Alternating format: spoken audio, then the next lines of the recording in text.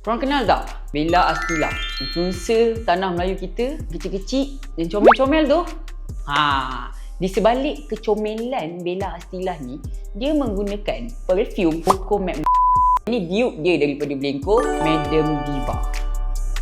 Perfume ni korang, kalau perempuan pakai memang nampak elegan, nampak comel, dan yang paling best sekali nampak kaya. Ini memang bauan datin-datin punya bau.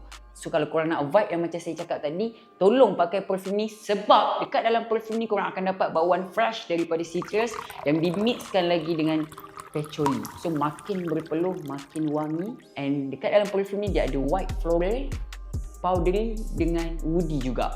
So still melambangkan kecomelan estetik, aura-aura perempuan-perempuan elegan dan juga kaya. So guys, boleh dapatkan dekat beg kuning bawah sebab harga tengah mengarut, harga tengah jatuh dan harga tengah offer. So kalau korang dapat normal price, korang boleh save dulu video ni. Tapi kalau ada subsidi, tolong tekan beg kuning dekat bawah sekarang. Kalau akak rasa yang kakak miskin, jangan tekan beg kuning sebab ini adalah perfume vibe yang elegan untuk wanita.